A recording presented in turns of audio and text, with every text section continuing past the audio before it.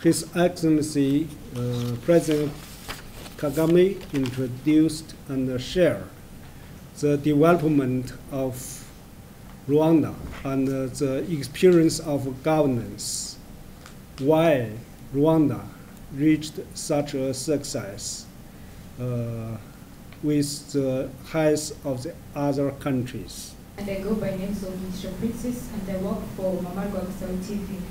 So what is the biggest project China has in Rwanda in near future? Thank you, Your Excellency.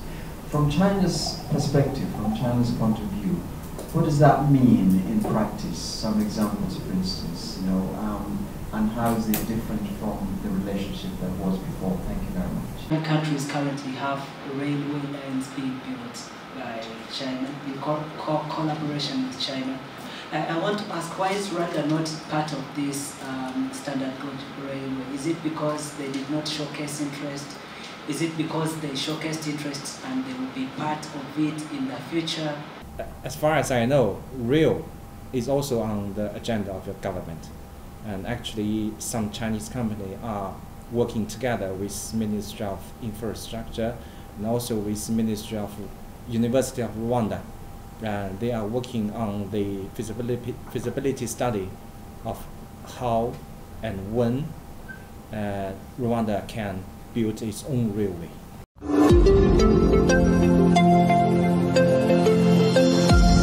Kambaye kaza hano kuri Byagarutsweho TV, nje ni Myinshi Princess, hano twaje mu kiganiro n'abanyamakuru hamwe na ambasaderi w'Ubushinwa mu Rwanda, aho bagiye kuvuga ku bintu bitandukanye hagati y'umubano w'Ubushinwa n'u Rwanda ndetse na Afurika muri rusange. Reka rero mbahereze ikaze dukurikirane turebe uko ibiganiro byagenze. Murakoze. Good afternoon, good friends from medias. As is introduced by Mr. Sun, the summit is successful, productive, and encouraging.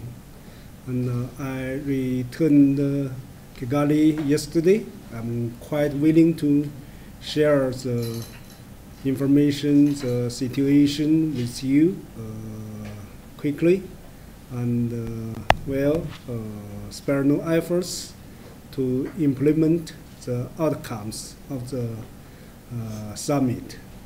So let me first briefly share the information of the outcomes of the summit. From September 4th to 6th, 2024 Beijing Summit of the FOCAC. As it is said, the Forum on China-Africa Cooperation was held in Beijing. Before the summit, the senior official conference and the ministerial conference were held before the summit to prepare. Chinese President Xi Jinping, heads of states or government, the delegations from 53 African countries, the chairman of the AU, and the Secretary General of UN gathered together to discuss the cooperation between China and Africa. Activities held during the summit include welcome banquet, opening ceremony, 4 parallel high-level sessions, the 8th China-Africa Entrepreneurs Conference, and also the bilateral meetings between Chinese and African leaders, with a total of more than 160 events for the summit. In addition to attending relevant activities, His Excellency President Paul Kagame also co-chaired the high-level session on state governance with His Excellency Zhao Leji, the Chinese leader. Zhao Leji is the chairman of the Standing Committee of the National People's Congress of China. In short, he is the head of China's parliament.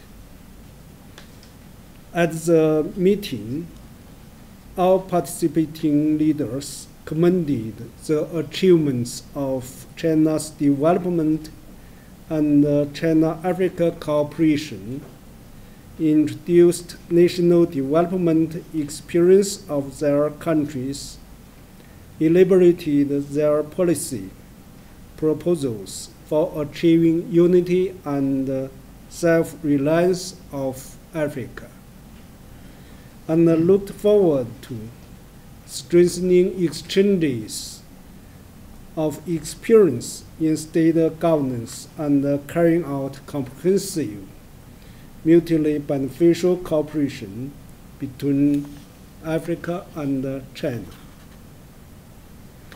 His Excellency President Kagame introduced and shared the development of Rwanda and the experience of governance, why Rwanda reached such a success with the height of the other countries. For the outcomes of the summit, it focused 4 fields. First, China has entered into strategic partnership with all African countries, having diplomatic ties with China. During the summit, China established or elevated its strategic partnership with a total of 30 countries, including Rwanda. China and 53 African strategic partners, standing shoulder to shoulder, will play a great role in improving the well-being of the Chinese and the African people, and safeguarding world peace and stability. Second, the characterization of the overall China-Africa relations was elevated to an all-weather community with a shared future for the new era. Thanks to nearly 70 years of concerted efforts, the China-Africa relationship is now at its best in history.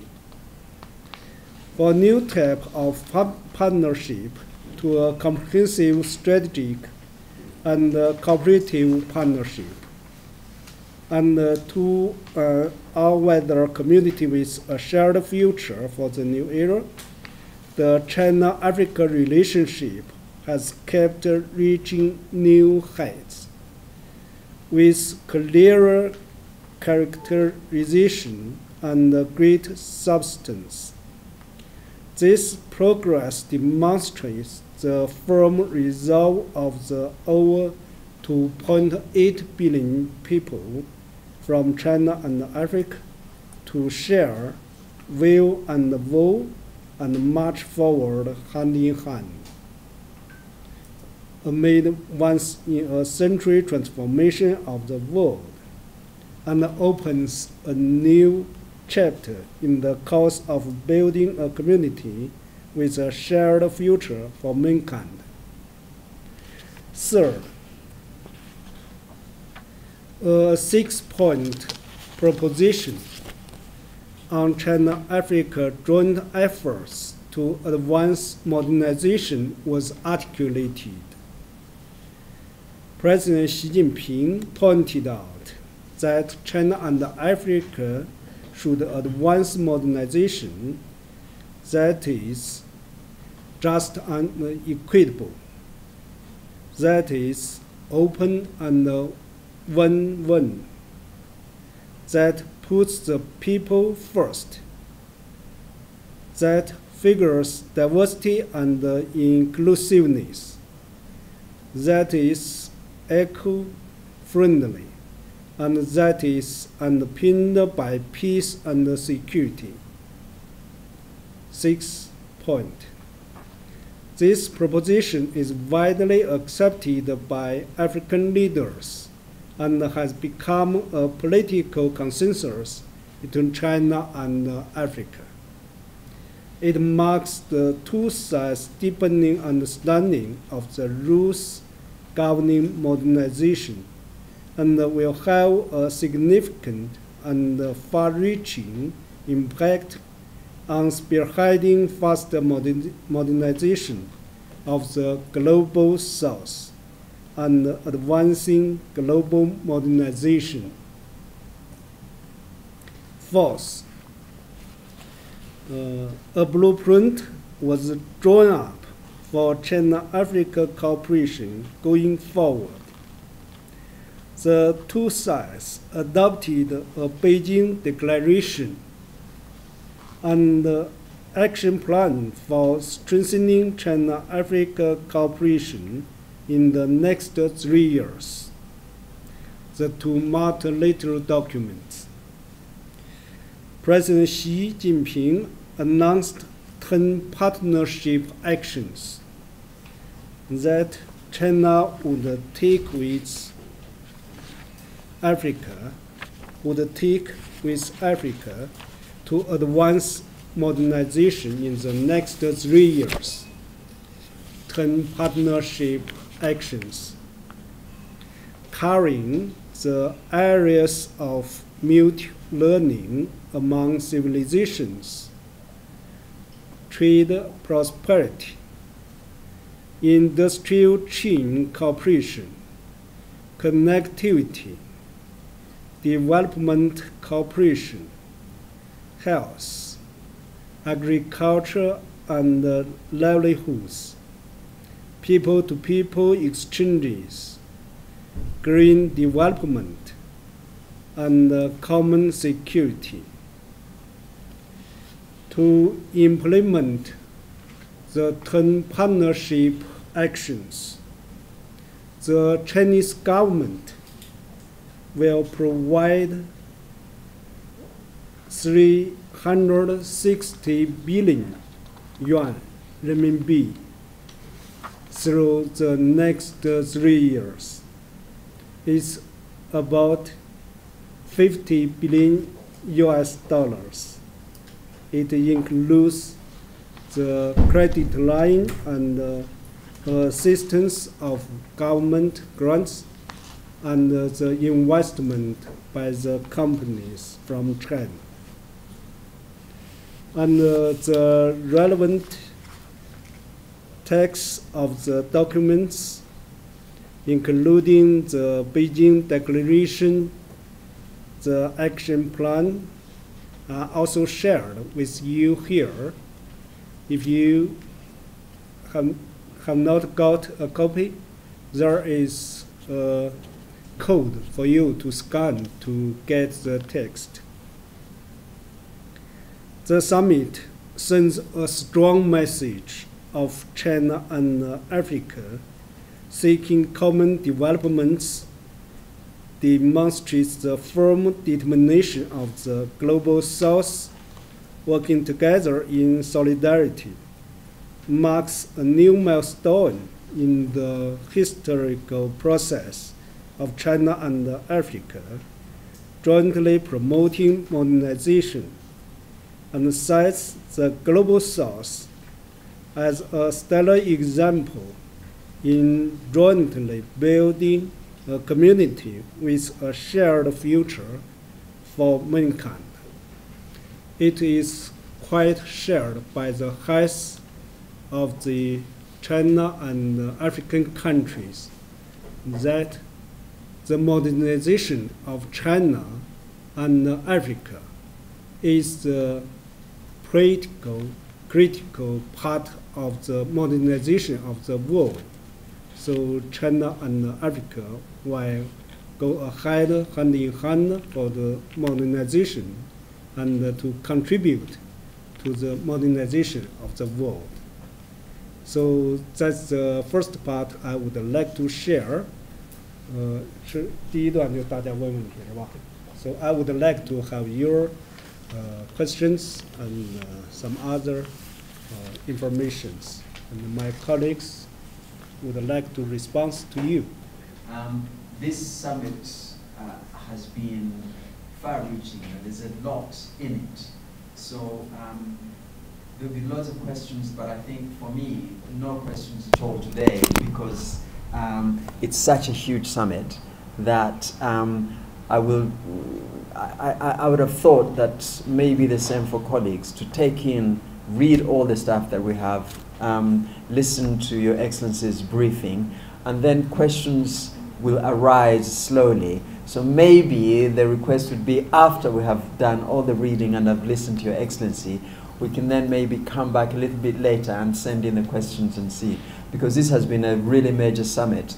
Some of us have followed it, and anyone who has followed it, the 10 principles, for instance, each one of them can be a briefing all by itself. So really just to say thank you very much indeed for holding this briefing, and for me it's just a time to come and listen and see the context. Thank you very much. And to explore more relations with these new leaders that are coming up in West Africa, and what China thinks generally about this change that is happening in these West African countries. If it's a positive change in your perspective as China, or it's more of a negative change in South 也都是与中国建立外交关系的这个国家。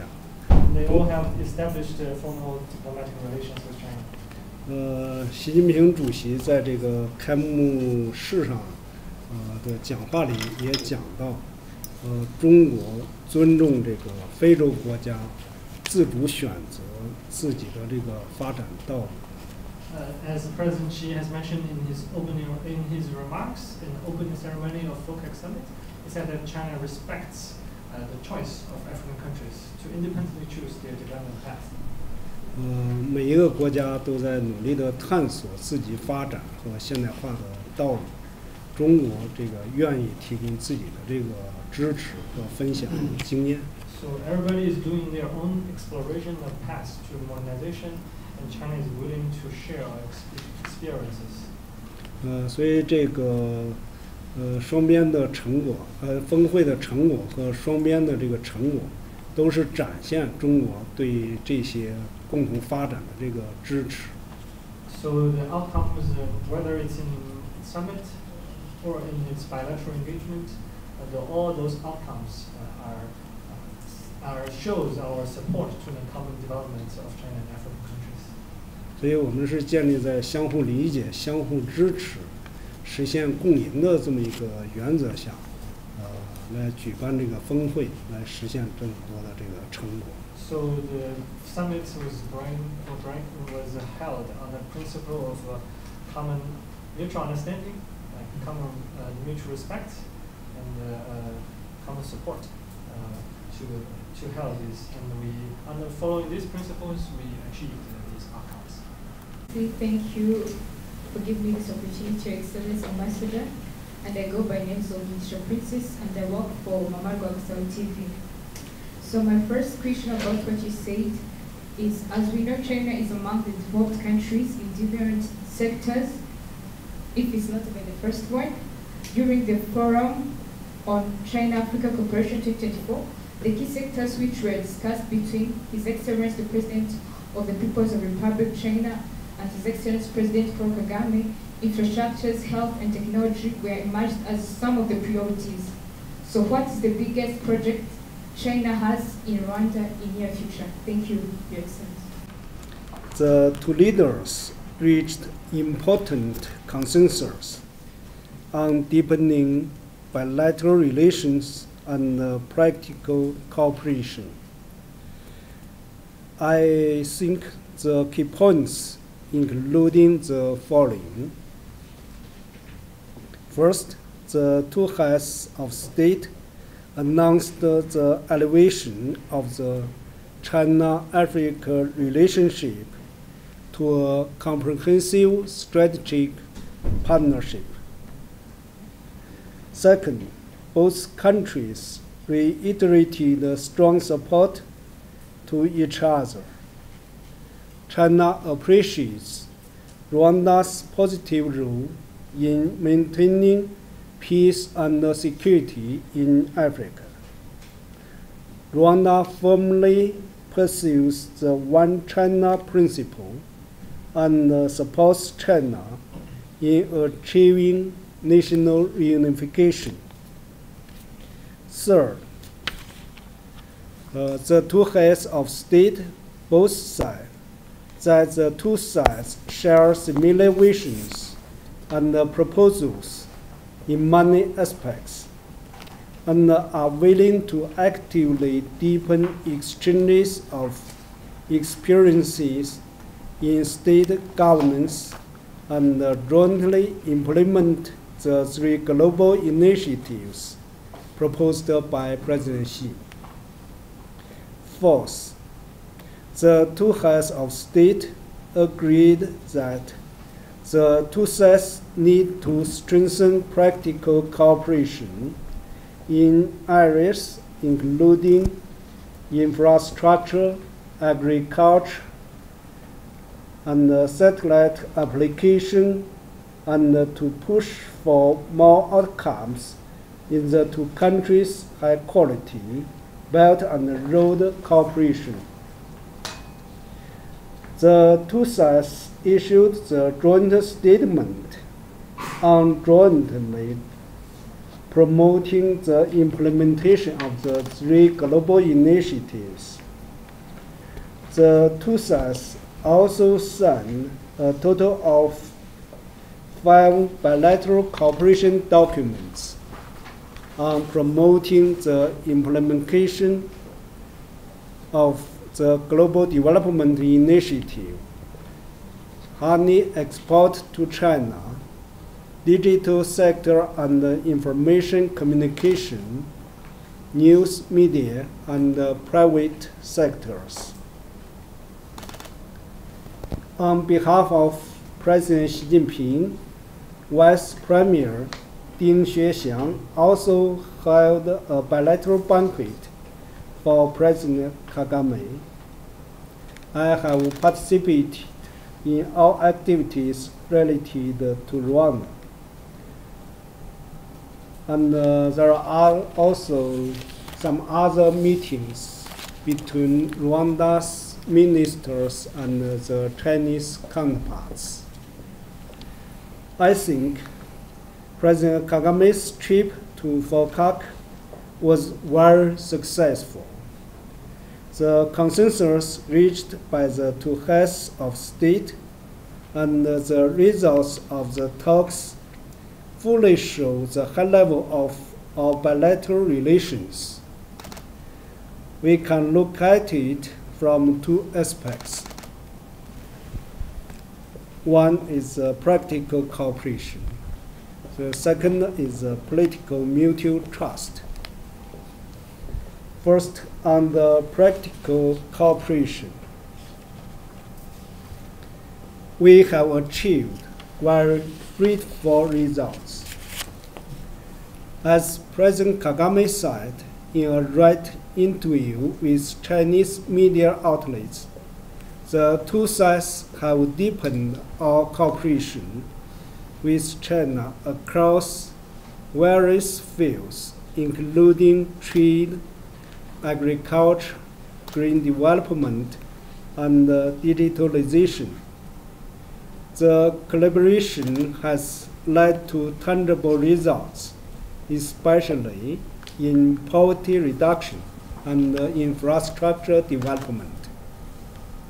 He also mentioned that projects like roads in different corners of Rwanda and in the city of Kigali, IPRC North in Musanze, and the Nyabarongo 2 hydropower plant have had a direct impact on improving livelihoods and supporting economic growth. regarding the cooperation in infrastructure, agriculture, satellite application mentioned by President Xi Jinping, our two sides are working hard on relevant specific projects. We are also discussing some documents on deepening economic, trade, and investment cooperation. I hope we could announce more good news to you soon. Second, speaking of the political mutual trust, both sides commended each other's development achievements and commitment to the independent development path, and expressed the willingness to jointly implement the three global initiatives. Both sides also showed mutual support on each other's core concerns. This is a cornerstone and a guarantee for the continued development of bilateral relations and the deepening of practical cooperation. I sincerely hope that we can go further on the existing basis of our political mutual trust. So that's my brief on the second part, focused on the bilateral outcomes and the activities. And I would like to have your questions. Maybe first question from lady on the projects for the bilateral cooperation. Yes, for the two heads of the states, they discussed the practical cooperation on the infrastructure, agriculture, and the ICT cooperation, and the education, and the various areas. And mostly I would like to describe it first in the traditional areas, such as infrastructure, the education, and the agriculture. The second part is on the new areas of the advanced technology cooperation. We know Rwanda has a big vision for the development and the new areas such as ICT and the digital economy also plays a very important role in the development for the future. So they also discussed the cooperation in the advanced new technology areas, and they reached quite a good consensus on the cooperation in this. And we are also still discussing more projects on the cooperation in this area. I said I didn't have many questions today. Just one very, very quick one. As I said, this is a really profound statement and really profound changes that one will take time to think through. But some lines stick out. One of them is elevating the relationship to strategic partnerships. From China's perspective, from China's point of view, what does that mean in practice? Some examples, for instance, and how is it different from the relationship that was before? Thank you very much. Countries currently have railway lines being built by China in collaboration with China. We can talk about countries like Senegal, I think, Nigeria, Even here in East Africa, I think we have something called the Standard Gauge Railway coming up. I want to ask, why is Rwanda not part of this Standard Gauge Railway? Is it because they did not showcase interest? Is it because they showcased interest and they will be part of it in the future? What is really taking place between Rwanda and China in terms of these railway infrastructures? Second question is about, I wonder if the commercial attaché can answer me on this, the market of honey in China. How is it? What is the potential of Rwandan honey there in China, and how much can Rwanda benefit from the new deal that of exporting honey to China? And maybe lastly is about challenges in exports. I think 2 years ago, Rwanda and China signed a deal for the export of stevia from here to China, but I think we've not exported until now. Is it a problem of quantity? Is it a problem of procedures involved in the export? Generally, what are the challenges that Rwanda and China are facing in terms of exports from Rwanda to China, even in other commodities? Thanks a lot. For your questions, and then for the first question you raised about the railway. The railway, it's a big project. It's a big word, I think, currently for an inland country like Rwanda and many other inland countries.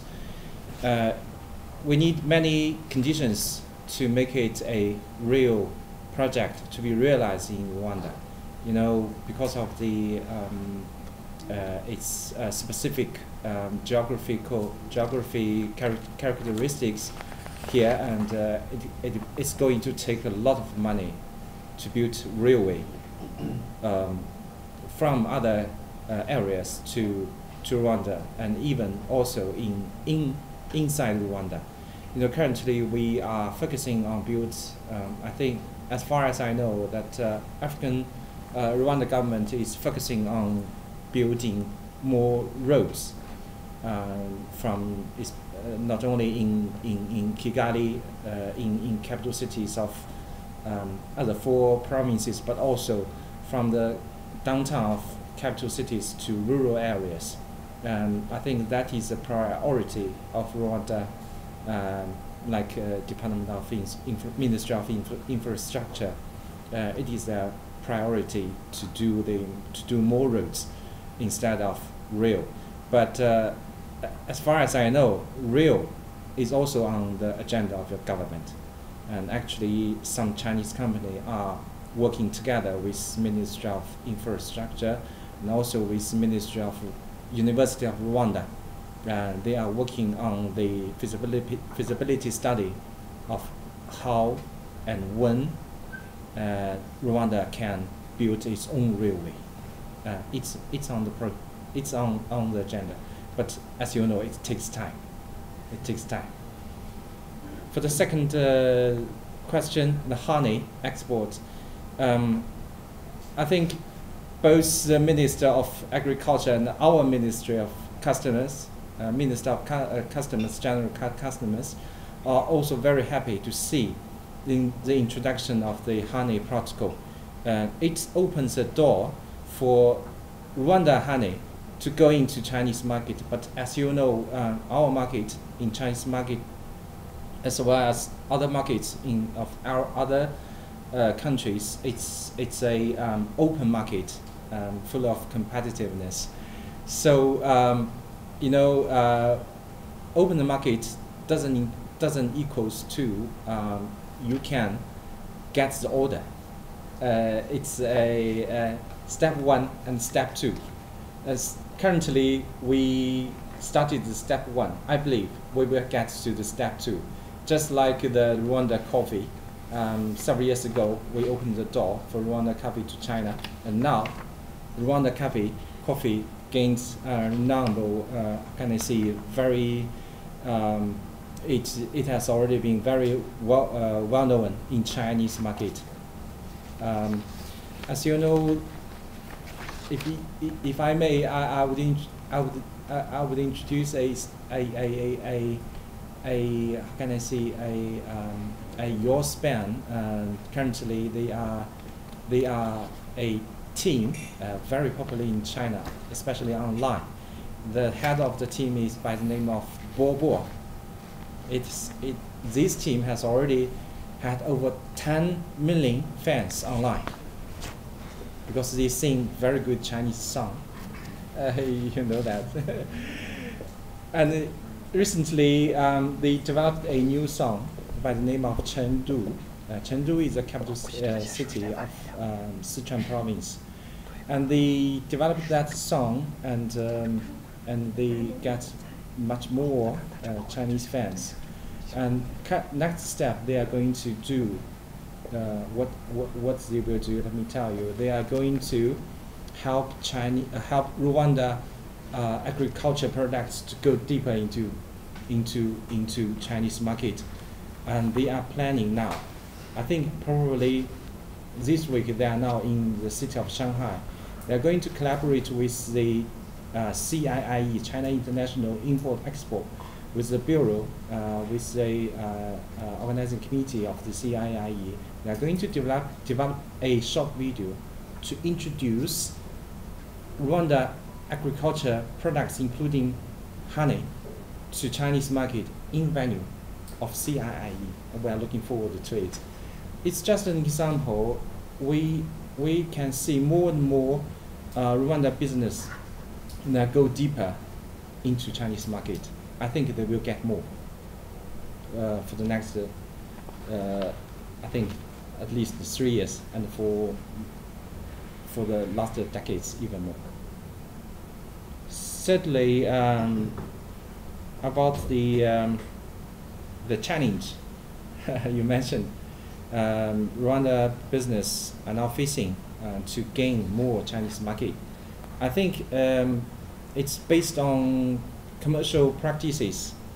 I think it needs joint efforts from both sides, Chinese companies, their agents in China, and Rwanda business here in Rwanda, and they need to work more together to know more about the Chinese market, what Chinese customers are like, what they need more, and you know, they compare. They have too many choices now, and we need to gather their attention more to Rwanda business. Just like your ambassador, His Excellency James K. What he did, he introduced by himself Rwanda coffee to Chinese market 2 years ago. And we welcome more Rwanda business, even government officials, to introduce Rwanda products to Chinese market. China has elevated Rwanda to comprehensive strategic partnership. So there is any criteria that used, and what is the significant change in already existing bilateral relationship, if there is? 非常谢谢你的这个关注和提问。Thank you very much for your interest and the question. 我们与非洲国家提升这个关系到战略伙伴关系这个层次，它是依据这个双边关系发展的这个历史、现实，以及目前合作的这个各个领域和合作的这个成果。So the reason, the criteria, you say criteria, how we elevate our partnerships with African countries to strategic partnerships or higher is based on the history, the reality, and the degree, the level of cooperation between our two countries to decide. 比如说我刚才介绍的4个方面，中国和卢旺达都有非常这个深的、全面的合作。So as I discussed, the four aspects, China and Rwanda have all very in-depth cooperation. 所以我们双方都同意把我们关系提升到这个全面战略伙伴关系。So our two sides both agree that we elevate our bilateral relations to a comprehensive strategic partnership. 这个主要是从政治上和双边关系发展的这个成果上来做出这样的决定。It is mainly from both political and also the achievements of bilateral cooperation to make the decision. 如果放在这个全部非洲这么多国家，怎么测量上倒是没有这个一个数字的这个指标来说，数值是多少，然后关系是多少，没有这样的对应。Yeah, but if we say that counting or discussing, when it comes to different African countries, we do not have a very quantitative criteria for deciding whether we have this kind of partnership or not. 但是在这次峰会上，我们与所有这53个建交国的这个非洲国家，把这个双边关系提升到这个战略层面，有的就是战略伙伴关系，有的是全面战略伙伴关系。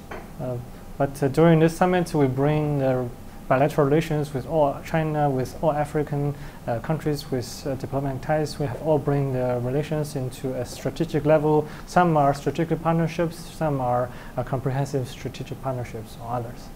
所以说它没有这个数字化的指标，但是对我们这个双边关系和双边合作有非常重要的意义和深远的这个影响。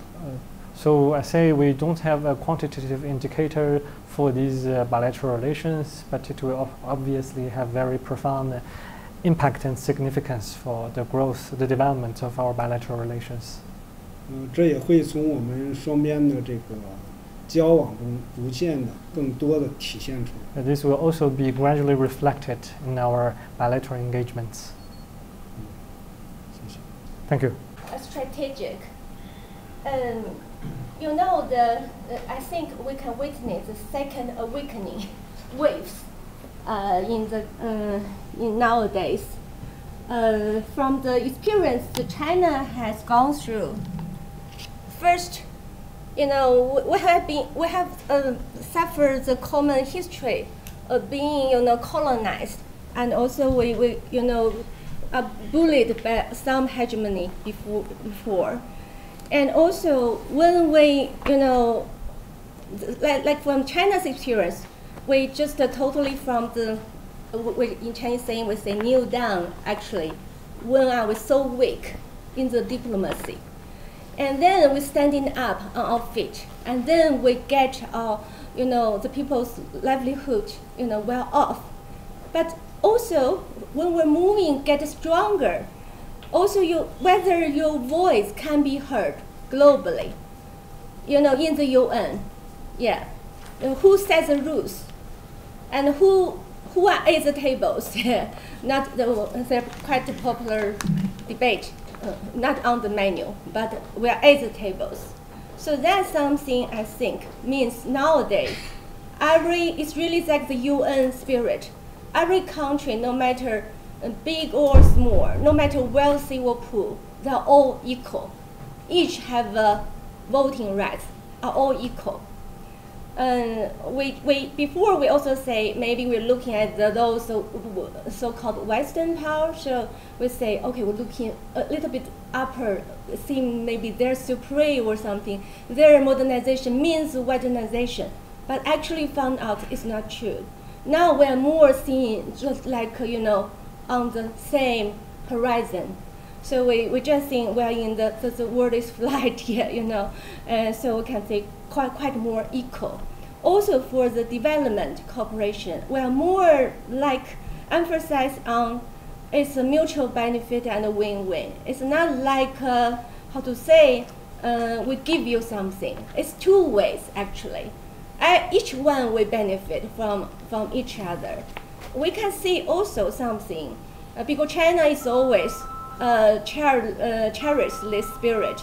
So because we show our sincerity and we will show out the real actions, yeah, and also we honor our commitment actually. Yeah. But we can also see some change of the thinking. So say, okay, for the Africa country, for the African whole continent, before maybe they say called development called aid or something, we just give you something, but actually it's not a kind of it's not kind of donation or some recipient. It's much more really we share on equal footing. Yeah, so that's something I think nowadays is totally changed now in nowadays world. So that's also why our two leadership emphasize the real multilateralism. So now it's really multipolar world. So it's no longer the jungle law, I think. So our president also emphasized in those Beijing Declaration Action Plan, no one should be left behind. So everyone should have the rights to further development. Everyone should have a say, on the table. So that's to my understanding. To maybe can give you a little bit helpful, tips. Yeah. Thank you.